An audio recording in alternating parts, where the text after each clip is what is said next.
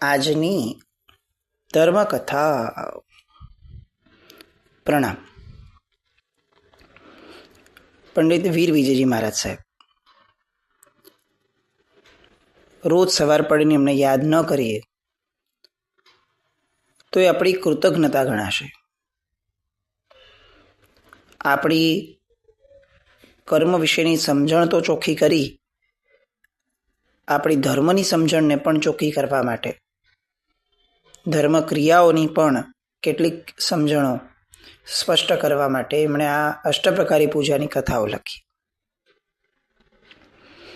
એમાંની ધૂપ પૂજાની કથા એ આપણી અત્યારે ચાલે છે. કમળ રાજકુમાર બાળક, કેટલાક દિવસોનું માંડ, અને રાજાને વિચાર આવ્યો કે જો આ જ્યોતિષી કહે છે કે આ તો મારે મારનારો બની શકે એમ છે, તો હું એને જીવતો જ કેમ રાખું. રાજા વાજા ને વાંદરા, આ કહેવત એમને એમ તો નહીં જ આવી હોય. કયા સમયે કયું માથું ફરી જાય રાજાનું એ કોઈ ન કહી શકે. પોતાનો જ દીકરો છે, પોતે બહુ હેતથી બધાના જન્મોત્સવ ઉજવ્યા છે, અને પોતે બંને પ્રત્યે લાગણી હોવાના કારણે એવો વિચાર કર્યો કે ચાલો જ્યોતિષીને પૂછીએ કે આમાંથી કયા બાળકનો રાજ્યાભિષેક કરાવવા જેવો છે. રાજ્યાભિષેક પૂરતી વાત હતી, કોઈ એક વ્યક્તિ પ્રત્યે બાળક પ્રત્યે દ્વેષ હતો એવો તો કોઈ વિકલ્પ પણ નથી. પણ જ્યારે પોતાના ઉપર આવ્યું કે કદાચ આ મને મારી શકે એમ છે, તો પોતાના સગા બાળકને મારવા માટે પણ એને લેશ માત્ર કંપારી ન છૂટી. આ સંસાર છે. સંસારની વિચિત્રતાઓ આ બધી કથાઓમાંથી જેટલી આપણને સાંભળવા મળે, ત્યારે ક્યારેય એવું ન સમજવું કે આ બધું પહેલાં થતું હતું. આજે પણ નજર ફેરવીએ તો સંસાર આવો જ વિચિત્ર છે, કદાચ આનાથી બદતર છે. પેલા મારાઓ તો ખોટું બોલી કે ભાઈ બાળકને મારી નાખ્યો છે એવું કહી અને નગર છોડીને વયા ગયા. માતા કમળાની હાલત અત્યંત નબળી થતી જાય છે. પોતાનું બાળક છીનવાઈ ગયું, પોતાનું બાળક મારી નાખ્યું કોઈએ. એ વિચારને વિચારમાં એ દિવસોના દિવસો સુધી એ સંભ્રમિત અવસ્થામાં જ રહે છે. હવે આ બાળકનું શું થયું એ જોવાનું છે. ઘટાદાર વૃક્ષ નીચે સરસ મજાનું બેઠું છે. આટલા જ દિવસની ઉંમરમાં એણે હત્યારાઓનો હૃદય પલટો કરાવડાવ્યો છે. કયું પુણ્ય લઈને આવ્યો હશે એ આપણે વિચારી ન શકીએ એવી, અને આવી દશાને પામનારો એવો આ બાળક એ અત્યારે આખા વગડાની અંદરમાં કદાચ એકલો, કેટલા હિંસક પશુઓ, આ બધાની વચ્ચે એકલો, અને એ વૃક્ષ ઉપરથી અચાનક ભારંડ પક્ષી પસાર થઈ રહ્યું હતું. બાળક દેખાયું, પક્ષી છે. એને તો એવું લાગ્યું કે આ ખોરાક છે, ગંધથી ખ્યાલ આવે છે કે આ જીવંત તત્વ છે, એટલે એને મન તો બધું ખોરાક જ છે. એટલે સીધું આકાશમાંથી આ બાળકને ખોરાક તરીકે વાપરી લેવા માટે નીચે ઉતર્યું. એણે ઉઠાવ્યું, ઉઠાવીને આકાશ તરફ ઉડવા લાગ્યું. પણ એટલામાં બીજું એક ભારંડ પક્ષી આ બધું જોઈ રહ્યું હતું, અને એને એવું લાગ્યું કે આ ખોરાક એકલું આ કેમ વાપરે, આ ખોરાક તો હું પણ વાપરીશ. અને એ ભારંડ પક્ષીએ બીજા ભારંડ પક્ષી સાથે યુદ્ધ શરૂ કર્યું. એની પાછળ પડ્યું. આકાશમાં બંનેની વચ્ચે જૂટાજૂટ ચાલુ થઈ, અને એ જૂટાજૂટના કારણે આ બાળક જે છે એ જોર જોરથી રડવા લાગ્યો, ચીસાચીસ કરવા લાગ્યો. આ આખો ખેલ આકાશની અંદરમાં થાય છે. જંગલ છે, પણ ભારંડ પક્ષીઓ જે વેગથી ઝડપથી ઉડી રહ્યા છે અને ઉડતા ઉડતા આ યુદ્ધ કરી રહ્યા છે. એમાં એ લોકો એ દિશા તરફ આગળ વધવા લાગ્યા કે જ્યાં એક નગર હતું અને આકાશમાંથી એ જૂટા જૂટની અંદરમાં પહેલા ભારંડ પક્ષીની ચાંચમાંથી આ બાળકની ગ્રીપ એ ઓછી થઈ હશે અને આકાશમાંથી અથર રીતે આ બાળક જમીન પર નીચે પટકવા માટે પડ્યું. આપણને એવું લાગે કે આ કેવી સ્થિતિ છે બાળકની, પણ રાઈટ પરિપ્રેક્ષમાં વિચાર કરો, આ બાળકનું પુણ્ય શું છે? બંને ભારંડ પક્ષીઓ એમને ઝઘડવા માટેનું મન થયું. મોઢામાં આવેલો ખોરાક છે 1 સેકન્ડમાં કોળિયો કરી ગયો હતો, પણ એ જ સમયે એ કોળિયો કરી એ ભાવની અંદરમાં વિક્ષેપ ઊભો કરનાર બીજો ભારંડ પક્ષી આવ્યો. એ ભારંડ પક્ષીને આટલું ઝઘડાવનાર કોણ હતું? એ ભારંડ પક્ષીને અચાનકથી આ ભૂખ લગાડનાર કોણ હતું? એ ભારંડ પક્ષીને બીજા ભારંડ પક્ષીની સાથે ઝઘડવા માટેનું સત્વ આપનાર કોણ હતું? આ બાળકનું પુણ્ય હતું. આપણે આમ સામાન્ય રીતે કહેવત છે, જાકો રાખે સાહિયા માર સકી ના કોઈ. લૌકિક રીતે બરાબર છે કે લોકો આવું માને કે ભાઈ જેને ભગવાન સાચવે છે રામ રાખે એને કોણ ચાખે, પણ મૂળ મુદ્દો તત્વથી વિચાર કરીએ તો સિમ્પલ છે. જેનું પુણ્ય જાગે છે એનો કોઈ વાળ પણ વાંકો કરી શકે એમ નથી. અને આ બાળકનું પુણ્ય જાગે છે, જગારા મારે છે. પેલું બાળક તો પડ્યું આકાશમાંથી, પણ એ જે ચીસાચીસ અને રોકકડ કરે છે એના કારણે નગરમાં ત્યાં એક વ્યક્તિ જેને ધ્યાનમાં આવ્યું કે આ ધમાચકડી ચાલે છે ઉપર અને બાળકને તાણવાની બાબતમાં આ ક્યાંક ને ક્યાંક બાળકનો ભોગ લેવાઈ જાય છે અને આ બાળક પડે છે. એ તરત જ નીચે આવે છે અને ઝીલી લે છે ને બાળકને નીચે પડવા નથી દેતો. પુણ્યશાળી માણસ છે. આપણને એમ લાગે કે જાણે આખો ક્રમ એની માટે ઈશ્વરે ગોઠવીને રાખ્યો છે. એ એવા જ સમયે નીચે પડશે કે જ્યારે નીચે કોઈક હશે. એક મહાત્માએ બહુ સરસ વાત કરી હતી કે આપણો અશાતા વેદનીયનો ઉદય હોય ફોર એક્ઝામ્પલ,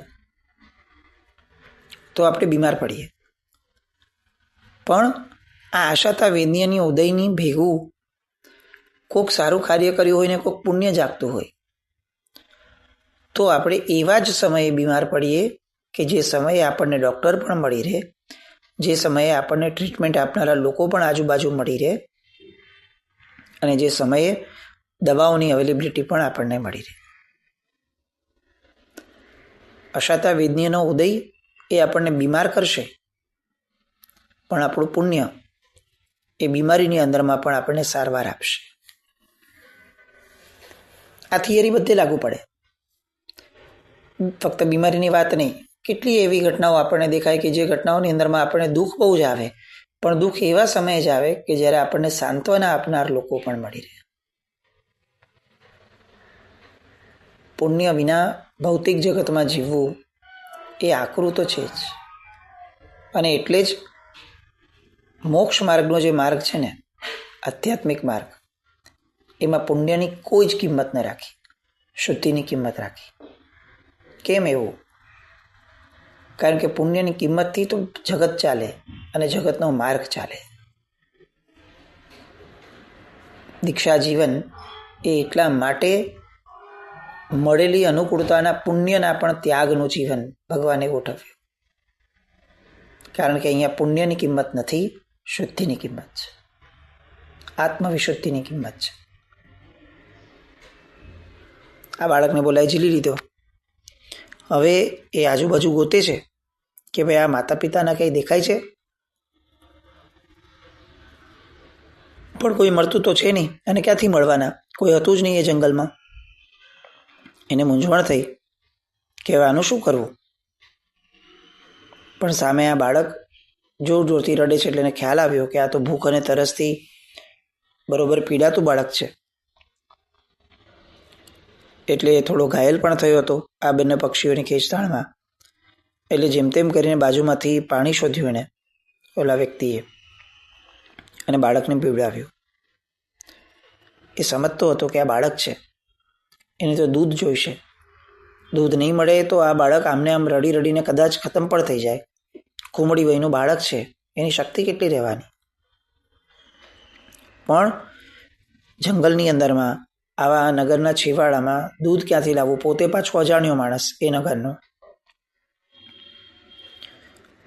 પણ પુણ્ય છે એટલે હજી તો વિચારીને જરાક આગળ જવા જાય ત્યાં અચાનકથી એની નજરની સામે માણસોનું ટોળું જઈ રહ્યું હોય એવું દેખાયું. એને આશા જાગી કે અહીંયાથી ક્યાંક ને ક્યાંક દૂધ તો મળી જ જશે. દોડતો દોડતો ટોળા પાસે આવ્યો અને વિનંતી કરી કે ભાઈ તમારી પાસે દૂધ હોય તો આપો ને.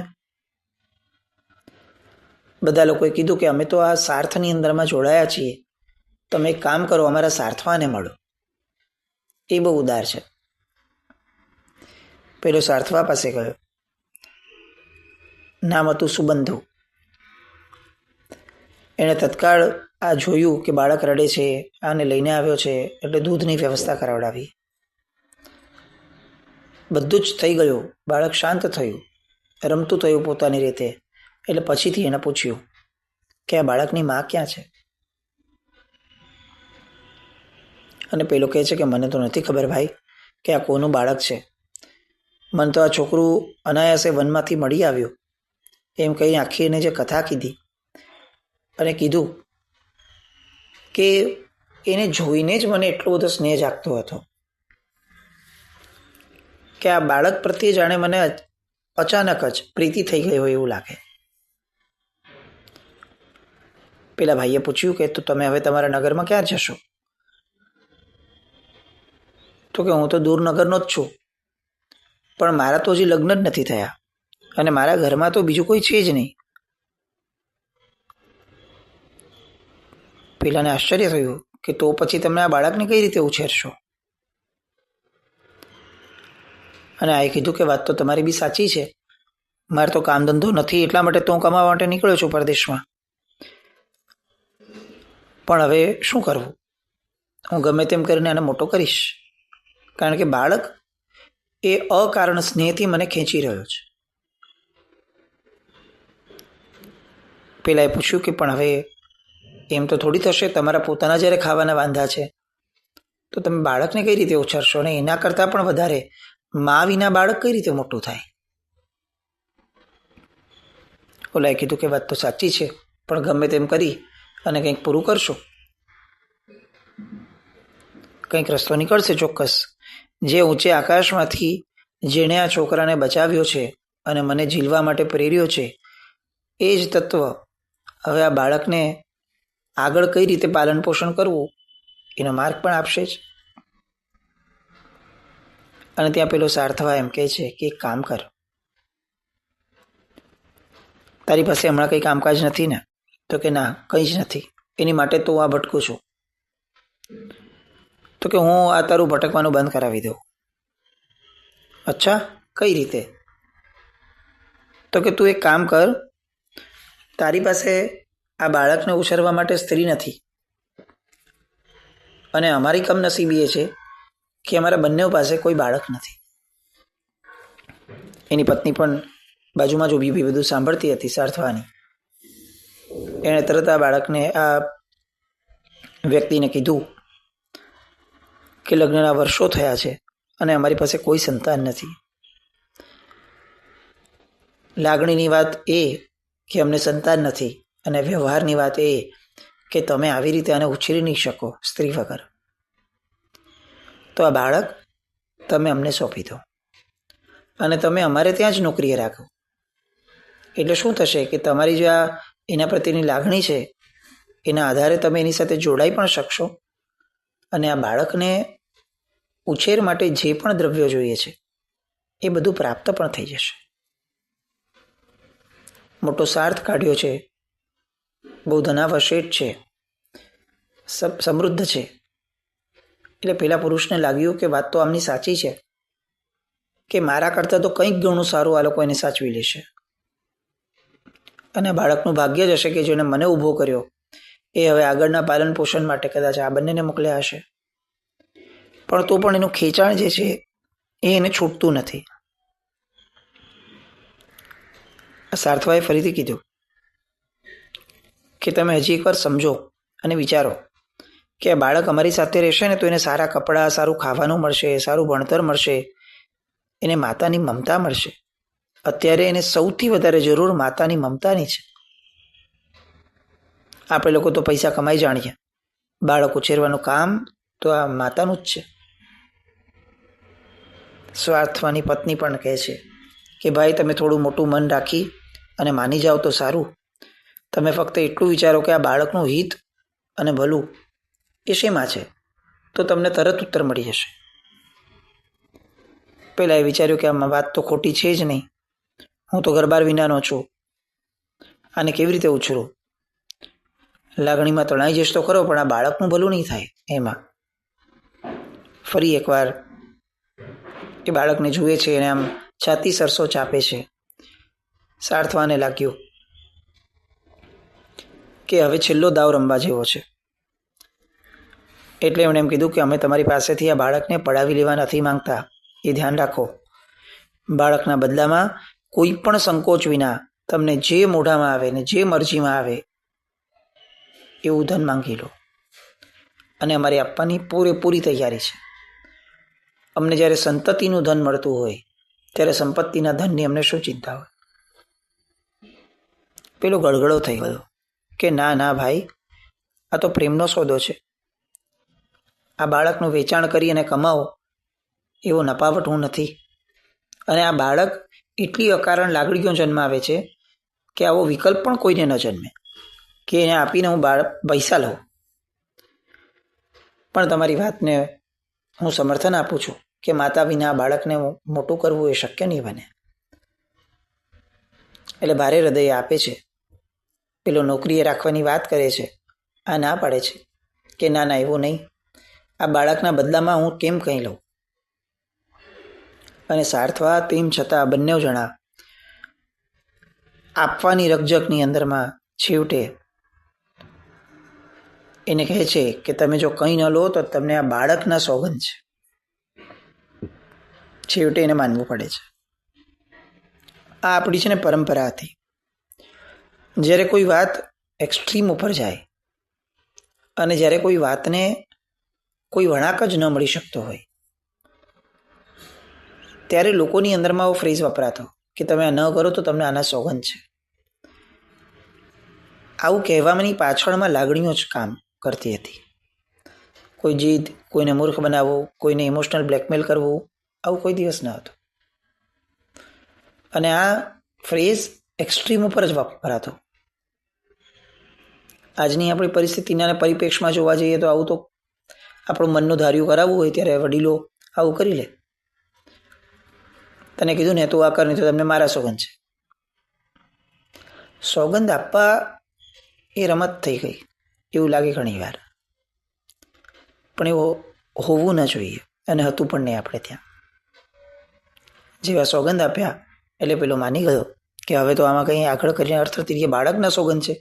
જે બાળકનું આયુષ્ય આટલું પ્રબળ છે, જે બાળકનું પુણ્ય એટલું પ્રબળ છે કે એને તરત ને તરત આવો સાર્થ પણ મળી ગયો, માતા પિતા મળી ગયા આટલા શ્રેષ્ઠ, એના સોગંદ એને ઉલ્લંઘીને હું શું કરીશ? સારું. અને આ લોકોએ મેકશ્યોર કર્યું કે એનો જીવન નિર્વાહ થાય જીવનભરનો એટલું ધન એને આપ્યું. માનભેર એને વિદાય કર્યો. પેલા માણસને ધન મળ્યું, સાર્થવાને બાળક મળ્યો. બાળકને નવા માતા પિતા મળ્યા. બાળકનું નવું નામ તો કોઈ જાણતું ન હતું, પણ આ સાર્થવાએ એને નામ આપ્યું વિનયંદર. અને વિનયંદરને લઈ સાર્થવા પોતાના વતન કંચનપુરમાં આવ્યો. ઔષધ વગેરેનો ઉપચાર કર્યો. શરીર પર લાગેલા ઉજરડા એ બધા મટાડ્યા. અને હવે આ સાર્થવા સુબંધુ અને એની પત્ની સગ્ગા પુત્રની જેમ એનું લાલન પાલન કરવા લાગ્યા. આપણને એમ લાગે કે પુણ્ય કેવું કામ કરે છે, પણ જેમ દરેક અશાતાની સાથે કેટલુંક પુણ્ય હોય એવી રીતે દરેક પુણ્યની સાથે કેટલોક વિક્ષેપ પણ હોય જ. બધું જ જ્યારે એકદમ સ્મૂથ ચાલી ગયું એવા સમયમાં પણ કોઈ એક વ્યક્તિ, કોઈ એક તત્વ એ તો એ ઊભું થશે જ કે જે જીવનની અંદરમાં સુખમાં વિક્ષેપ નાખે. સુખમાં વિક્ષેપ ન આવે તો સંસાર છે ન, તો પછી લોકો સિદ્ધશિલા ઉપર જવાનું કેમ વિચારે? અહીંયા કંઈ જ અખંડ નથી. અને એટલે એના જીવનમાં ફરી કંઈ વિક્ષેપ આવે ને એવો પ્રસંગ ઊભો થયો. હવે એ પ્રસંગો દોરવીને ક્યાં લઈ જાય છે એ સમજવા આવતીકાલે આપણે ફરીથી મળશું.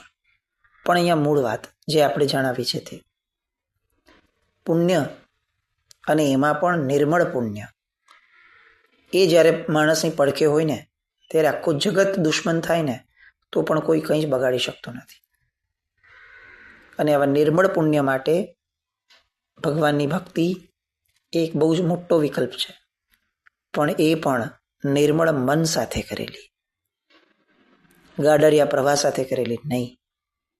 બસ આવું કંઈક આપણે મનમાં રાખી અને આવી ભક્તિઓમાં જોડાઈએ. જીનાજ્ઞા કંઈ પણ બોલાય તો મિચ્છામિ દુક્કડમ. જૈનમ જયતિ શાસન.